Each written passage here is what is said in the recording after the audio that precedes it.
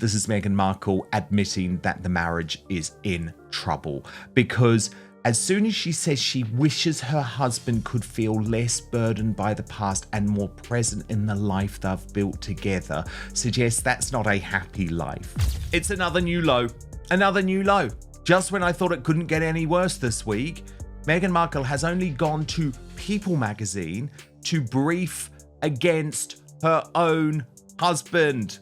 Yes, that's right. As if she hasn't humiliated him quite enough, with the whole world talking about the fact that the bump doesn't look at all real. No, Meghan Markle has to go and rub salt into the wounds by going to People magazine and pointing out that she's not the issue. Okay, here's the report. Meghan Markle is very business about royal rift as Prince Harry is left out of the details in England. So Meghan Markle just gave an interview to People magazine. And let's just say it wasn't your usual cute couple story.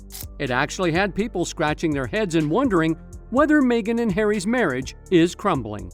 The need to know. Meghan Markle is looking ahead while Prince Harry remains emotionally tethered to his royal past, a source tells People. A source close to the couple says they're being left out of royal conversations entirely, despite being aware of what's happening in England. Because while Meghan talked a lot about joy, growth, and community, one person was strangely missing from the chat. Prince Harry. Yep, not a single mention. And that says a lot. Meghan's done this before, coming back into the spotlight with a carefully planned media move. But this time she wasn't playing nice. No sweet talk about her fairy tale love story or cozy life in Montecito. This one felt sharp, intentional, like she was sending a message without saying it directly. And even they realised that it was just impossible if they were going to stay together and put their issues behind them. It was just impossible to have two different camps within one marriage briefing publications. But that's exactly what Meghan Markle has done here. Instead of talking about Harry or their Netflix deals, Meghan focused on herself. She painted a picture of someone strong, successful, spiritual, and independent. Meanwhile, Harry came off without being named as the one holding her back. Like she was growing and he was stuck. And let's not act like this interview just happened. No way. You don't just casually end up in People magazine with glowing photos and soft lighting. This was planned, polished, and meant to land a certain way. It wasn't an accident, it was a strategy. The whole thing gave off early 2000s breakup vibes, like when celebrities used magazine covers and song lyrics to throw shade. Think, celebrities sending not-so-subtle messages through fancy interviews. This is not normal. The only other couple that I have ever known to brief against each other while they remain married. Remember, that's the difference. This happens with warring couples, with divorcing couples all the time. But while they remained married was Victoria and David Beckham. Only now Meghan is doing it solo. And if you read between the lines, her message was loud and clear. She's moving forward, and Harry might just be the one slowing her down. Whether she's aiming to be a media queen or a wellness icon, one thing's clear. This wasn't just a random interview. It was a calculated move, a full-blown image makeover wrapped in a glossy magazine spread. It is a disgusting new low, briefing against her husband to People magazine, and also Angela trying to wash her hands of this all. I mean, of course I think Harry's behavior has been completely atrocious. Whatever's happening in Montecito, Meghan's clearly in charge of the story now. And if this is the first chapter, she's the one writing it, pen in hand, front and center. And as for People magazine, trying to keep it chill, let's be real. They totally blew their cover. The message was loud and clear. Meghan is glowing, calm, and living her best life surrounded by candles, sipping herbal tea, journaling under the moon, and probably arranging her crystals for the perfect vibe. This isn't just PR, it's a full-on transformation.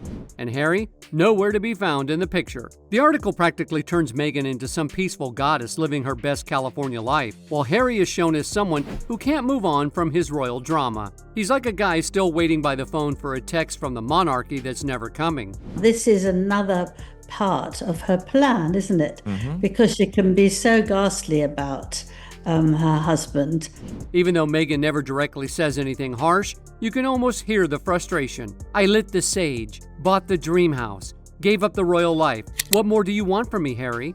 While Meghan's clearly looking forward, trying to build something new, Harry still seems stuck in his royal feelings. A source even told people that something hit hard. Meghan wishes her husband could stop carrying around so much weight from the past and just enjoy the life they have now.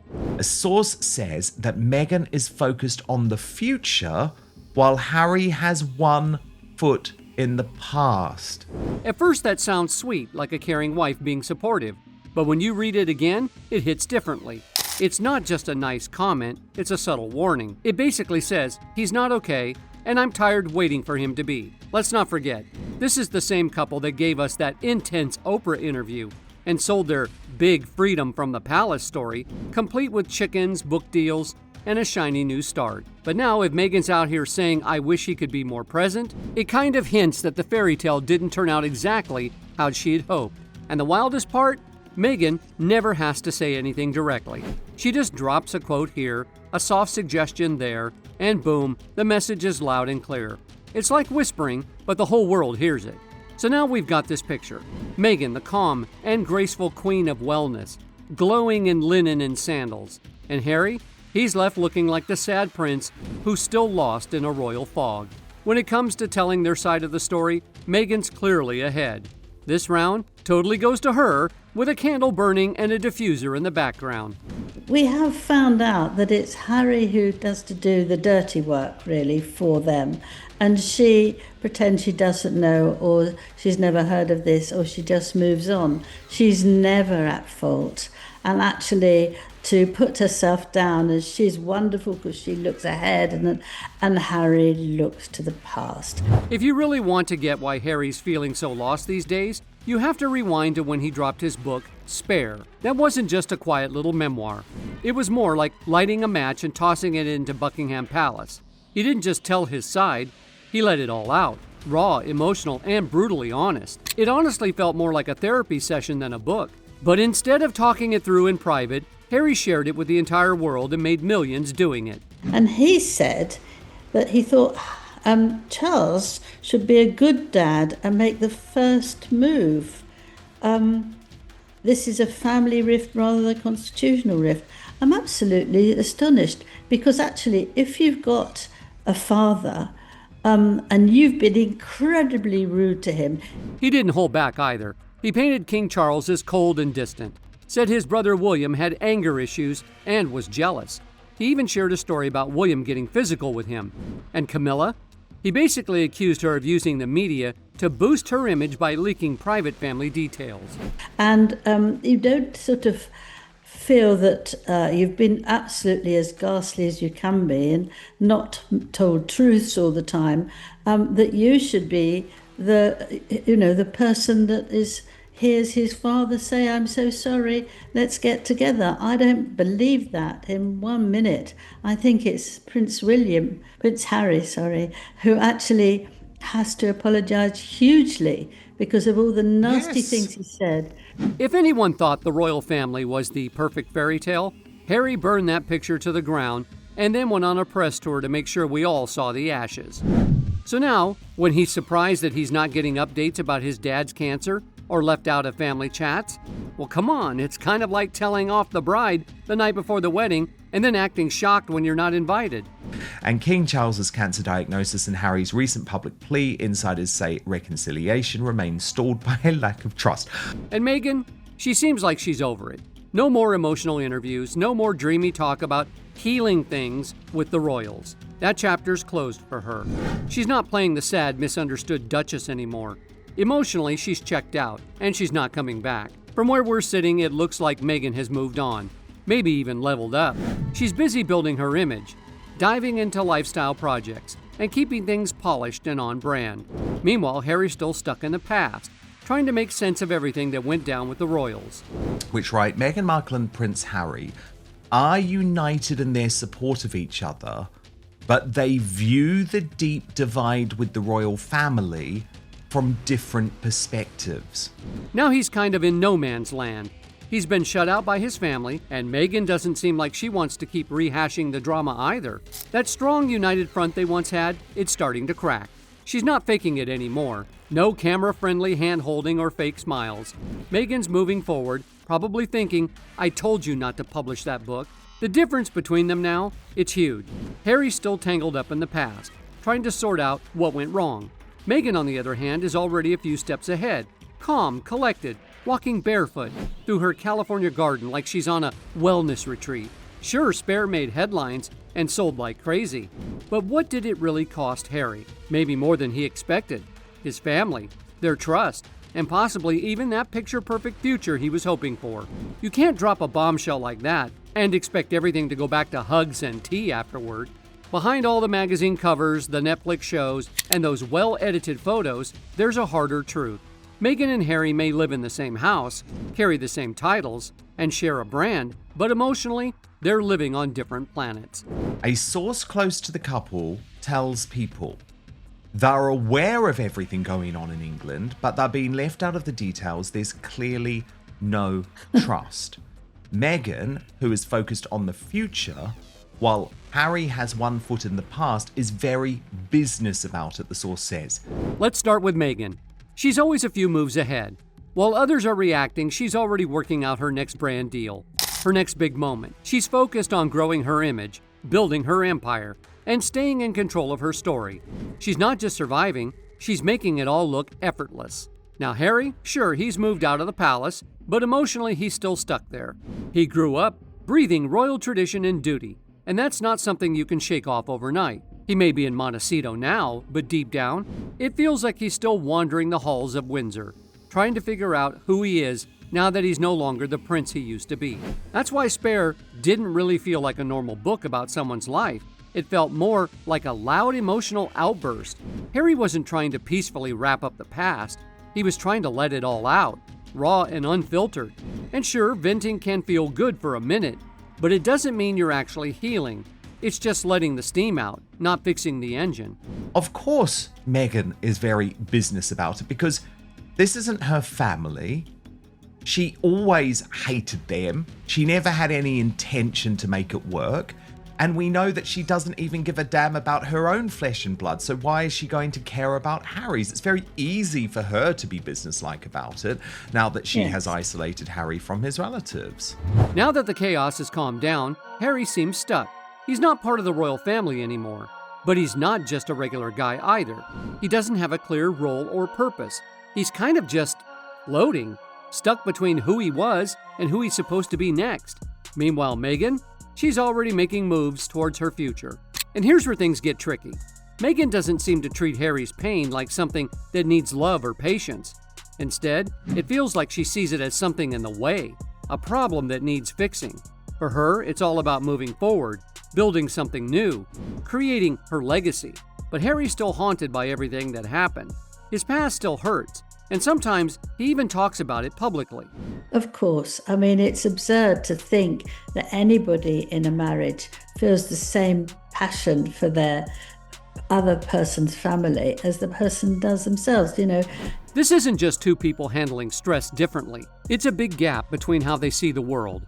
Meghan's all about vision boards, goals, and finding peace. Harry's still stuck trying to understand what went wrong, looking back at every royal fight and every mean headline. She's trying to grow and move forward. He's still stuck on replay. And that's the difference.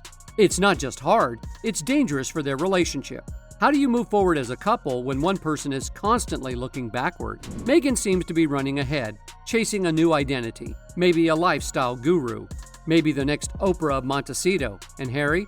He's still weighed down by a past Meghan left behind a long time ago. You can only be emotionally out of sync for so long before it starts tearing things apart. And let's be honest, if this keeps going, Meghan might become the big success story, and Harry could end up as a sad side of the prince who got out but couldn't move on. Now here's the part most people missed about that People magazine article. It wasn't just a pretty piece about candles, good vibes, and self-care. It was a quiet, clever way of shifting the blame. Meghan didn't have to say their marriage was in trouble. She didn't need to say Harry's not okay or things aren't great between us. Instead, the way the article was written and those anonymous insider quotes did the talking for her. Each nice-sounding paragraph kinda had a secret message underneath, like, if this all falls apart, don't blame me. That's the real genius behind it. Meghan still comes across calm and innocent, but the message is loud and clear, without her ever having to say it outright. Meghan Markle isn't that teary-eyed duchess from the Oprah interview anymore. You know, the one who sat under soft lighting, opened up emotionally, and looked like she was carrying the weight of the world. Yeah, that version of Meghan had its moment, but now she's polished, prepared, and totally in control. Every time she speaks in public now, it sounds like it's been reviewed, edited, and approved by a whole PR team. She's not just reacting to problems, she's carefully shaping her image. And the picture she's painting? Calm, collected, and focused on peace. Meanwhile, Harry's still deep in his feelings. He's caught up in the past, still hurting from everything that went down with the royal family. And then comes that line from the source close to Meghan in the People magazine article that was soft on the outside but sharp underneath. Meghan wishes her husband could focus less on the past and be more present. Ouch. We get to Meghan trying to justify that, she's just the best wife in the world, Angela. She's just amazing. She sticks by Harry. So this is how the reporting is portrayed to People magazine. While Harry's out here looking like he's carrying the weight of a royal mess on his shoulders, Meghan's already 10 steps ahead, quietly planning her next big move. She's not throwing shade directly. She doesn't need to. She's letting her silence and carefully placed comments do the talking.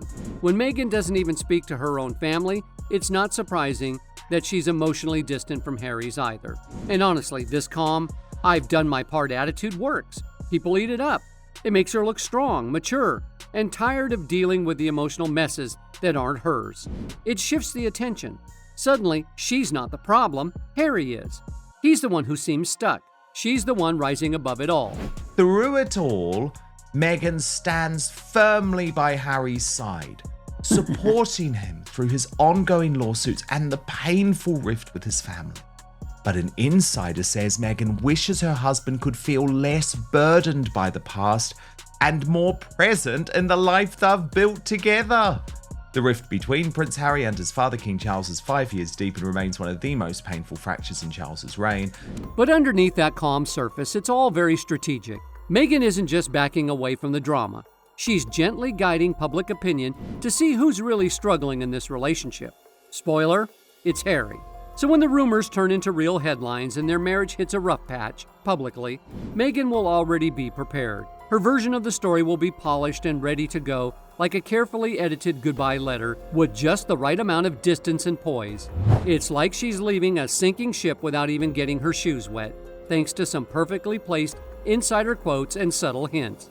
And Meghan, she's not just floating off, she's sailing smoothly into her next phase looking flawless, untouched, and completely innocent. Or at least that's how she wants the story to look. Now let's talk about Harry. If he thought the royal family would welcome him back with a big hug and a cup of tea, he clearly misunderstood the situation. Over in London, the palace's response to all of this? Silence. Cold, hard silence. And in royal terms, silence isn't passive. It's their way of saying, we're done. No public statements, no quiet meetings, no olive branches. Just a royal cold shoulder dressed up in centuries of tradition. You can't accuse your stepmom of playing the media, call your brother aggressive, and paint your dad as emotionally empty, and then expect an invitation to Sunday brunch. In Spare, Harry didn't just share his side, he blew everything up. Camilla came off as power-hungry and sneaky, William as angry and jealous, and King Charles as checked out and distant. It wasn't a heartfelt family story. It was like watching a family fight go viral, except it was published in hardcover. Now fast forward to today, King Charles is dealing with cancer. William is stepping up in his royal role, and Harry? He's in California, wondering why nobody's keeping him in the loop. Of course I think it's right that the royal family are leaving him out of all of the discussions. He has no right to know about his father's health. I'm sorry, you've blown that, mate. But for Meghan to try and say, oh, he's just stuck in the past, my husband is the one stuck in the past and I've done nothing wrong, is the height of narcissistic delusion. But here's the deal. When you drag your whole family into the spotlight and air all their secrets, you can't expect them to treat you like nothing happened. In the royal world, loyalty is everything. And Harry didn't just step away, he went full whistleblower, with the whole world watching. At the center of this whole royal mess is something no fancy press release or magazine interview can cover up. Harry's going through an internal struggle. He's not just trying to fix things with Meghan or figure out life after stepping away from the royal family. He's doing something way harder. trying to live in two completely different worlds at once. This is Meghan Markle admitting that the marriage is in trouble because as soon as she says she wishes her husband could feel less burdened by the past and more present in the life they've built together, suggests that's not a happy life. One part of him is still tied to the royal life, tradition, duty, and being a prince. The other part is trying to live in sunny California, surrounded by brand deals, Instagram-ready smiles, and peace candles. But the problem is, you can't fully live in both worlds. And by trying, he's ending up lost in the middle, not really finding peace in either one. There's this old clip where Meghan's talking about being the happiest she's ever been, with a loving husband and healthy kids. And Harry? He's the guy who walked away from everything. His titles, his home, his royal duties, all for love. But he now seems confused, like he's stuck in a place that was supposed to be freeing, yet just feels overwhelming. He's not a prince with a purpose anymore. But he's not just a regular guy either. And while Harry's still trying to figure himself out, Meghan has already moved on emotionally. She's picked her lane and hit the gas. She's busy building her brand, making connections in Hollywood, and prepping for her next big move. She's not lingering in the past. She's already writing the next chapter of her life. Her journey is all about transformation and success. Every interview, every new venture is part of a bigger plan. She's no longer part of the royal struggle. That's Harry's battle now. She's shaping her story, one polished quote at a time, while he's still caught up in the hurt. And honestly, that's what makes this so heartbreaking. What once looked like a romantic escape, two people breaking away from the palace to find freedom together, now feels like two completely different paths. They might still be together on paper, but emotionally, it's like they're in separate worlds. Meghan's moved on, Harry's still stuck fighting the old ghosts.